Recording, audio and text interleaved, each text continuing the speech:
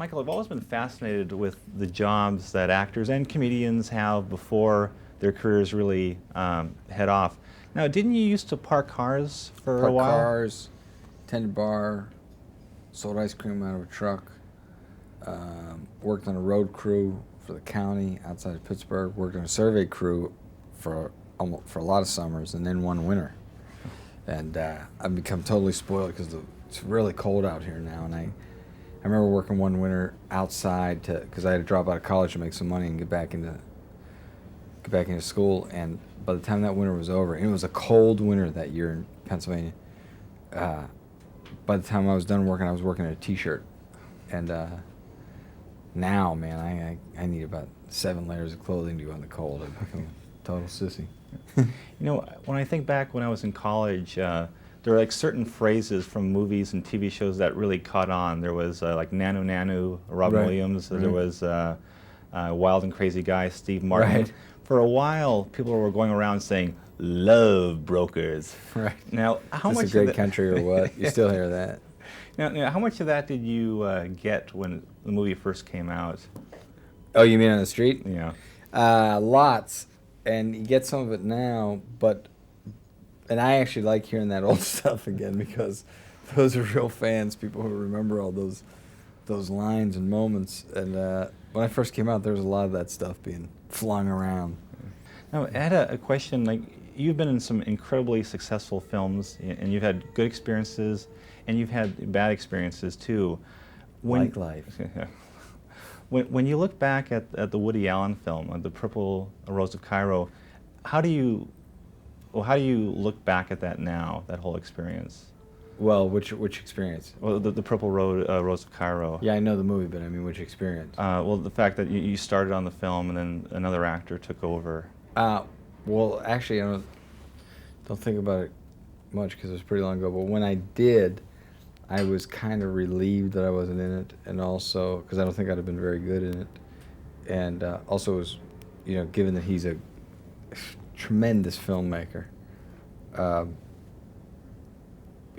really that interesting of a film, and I don't think I'd have been very good in it, like I say. So a bit relieved actually that if I were to be in one of Woody's movies, I'd probably want it to be another movie than that one. Okay. Let's talk about the paper for a couple of minutes.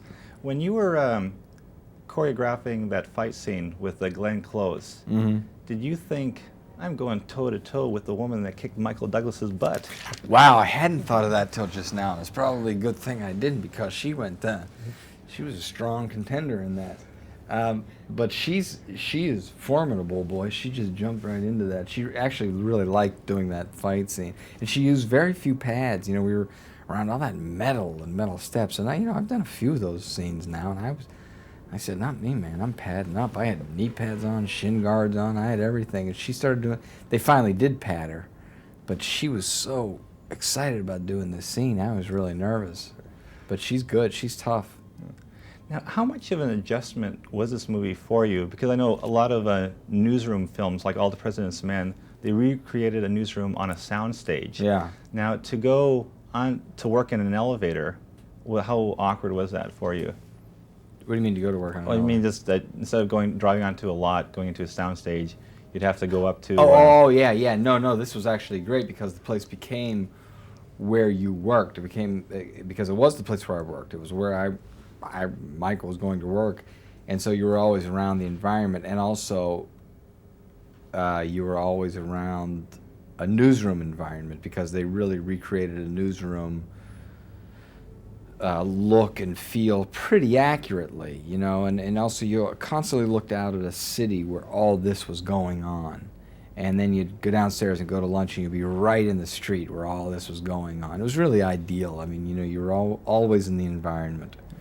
I spent some time once in a newspaper where the presses are, and I couldn't believe how noisy it was. Yeah, really noisy, Yeah, and dangerous actually. You have to be very careful in those press rooms. Yeah, but what was fascinating for me is you were doing dialogue scenes in such a noisy environment. Well, you have to yell the dialogue scenes, which we did, and then you have to take out the sound and put the sound back in. Okay. And one quick final question. I've always been fascinated at the mementos that actors keep from their movies. Yeah. Like over the years, what kind of specific things from I have a specific jacket movies? from Night Shift. I have a couple Batman costumes and a couple little Batman things. I've got my Henry Hackett card that she handed to people from the paper. What did I get from Mr. Mom? I remember I brought home a bunch of toys for my kid that we had, but I don't think I kept anything myself. It's a good question. Pacific Heights, I still have the cockroaches, which I occasionally get out and play with. I don't know what else I have from other movies. It's a good question. That actually, but they're saved and scattered. And I was never very good about hanging on to videotapes or pieces of film of my earlier work, and I'm starting to try to find a lot of it and get it now because I wish I had been better about that stuff.